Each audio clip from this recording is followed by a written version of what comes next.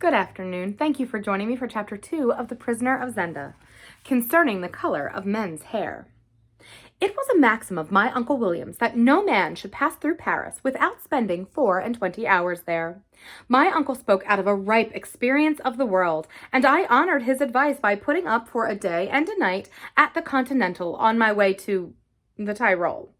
I called on George Featherly at the embassy, and we had a bit of dinner together at Doran's, and afterwards dropped in at the opera. After that, we had a little supper, and after that, we called on Bertram Bertrand, a versifier of some repute and Paris correspondent to The Critic. He had a very comfortable little suite of rooms, and we found some pleasant fellows smoking and talking. It struck me, however, that Bertram himself was absent and in low spirits, and when everybody except ourselves had gone, I rallied him on his moping preoccupation. He fenced with me for a little while, but at last, flinging himself on a sofa, he exclaimed, "Very well, have it your own way. I am in love, infernally in love." "Oh, you'll write the better poetry," said I, by way of consolation. He ruffled his hair with his hand and smoked furiously.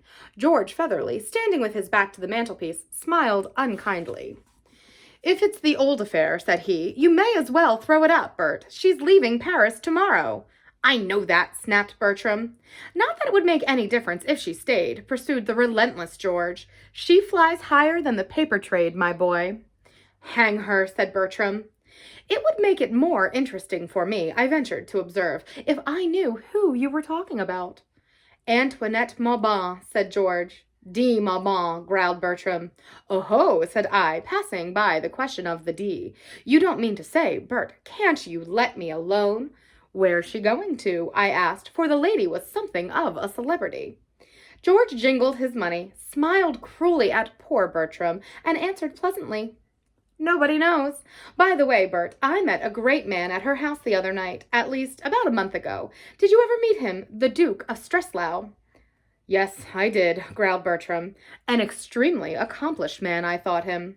It was not hard to see that George's references to the Duke were intended to aggravate poor Bertram's sufferings, so that I drew the inference that the Duke had distinguished Madame de Mauban by his attentions. She was a widow, rich, handsome, and, according to repute, ambitious. It was quite possible that she, as George put it, was flying as high as a personage who has everything he could be, short of enjoying strictly royal rank, for the Duke was the son of the late King of Ruritania by a second and morganatic marriage, and half-brother to the new king. He had been his father's favorite, and it had occasioned some unfavorable comment when he had been created a duke, with a title derived from no less a city than the capital itself. His mother had been of good but not exalted birth. "He's not in Paris now, is he?" I asked. "Oh, no, he's gone back to be present at the king's coronation, a ceremony which, I should say, he'll not enjoy much. But, Bert, old man, don't despair. He won't marry the fair Antoinette, at least not unless another plan comes to nothing. Still, perhaps she—" He paused and added, with a laugh, "Royal attentions are hard to resist. You know that, don't you, Rudolph?" "Confound you," said I, and rising, I left the hapless Bertram in George's hands and went home to bed. The next day, George Featherly went with me to the station, where I took a ticket for Dresden. "Going to see the pictures?" asked George with a grin. George is an inveterate gossip, and had I told him that I was off to Ruritania, the news would have been in London in 3 days and in Park Lane in a week. I was, therefore, about to return an evasive answer, when he saved me my conscience by leaving me suddenly and darting across the platform. Following him with my eyes, I saw him lift his hat and accost a graceful, fashionably dressed woman who had just appeared from the booking office. She was, perhaps, a year or two over 30, tall, dark, and of rather full figure. As George talked, I saw her glance at me, and my vanity was hurt by the thought that, muffled in a fur coat and a neck wrapper, for it was a chilly April day, and wearing a soft traveling hat pulled down to my ears, I must be looking very far from my best. A moment later, George rejoined me. "You've got a charming traveling companion," he said. "That's poor Bert Bertrand's goddess, Antoinette de Mauban, and like you, she's going to Dresden. Also, no doubt, to see the pictures. It's very queer, though, that she doesn't at present desire the honor of your acquaintance." "I didn't ask to be introduced," I observed, a little annoyed.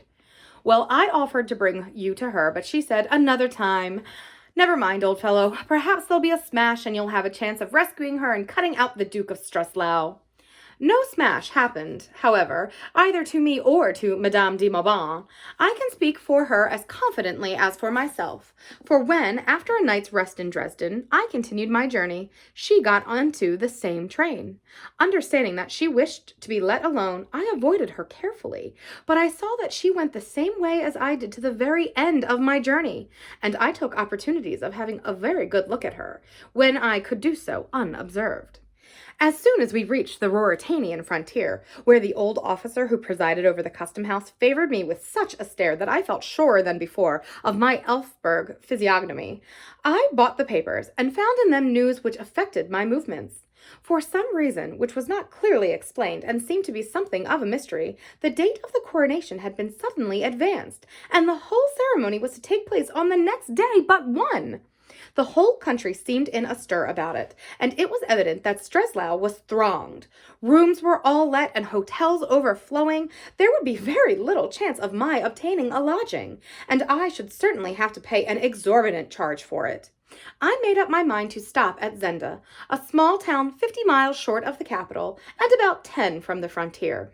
My train reached there in the evening. I would spend the next day, Tuesday, in a wander over the hills, which were said to be very fine, and in taking a glance at the famous castle, and go over by the train to Streslau on Wednesday morning, returning at night to sleep in Zenda. Accordingly, at Zenda, I got out, and as the train passed where I stood on the platform, I saw my friend Madame de Mauban in her place.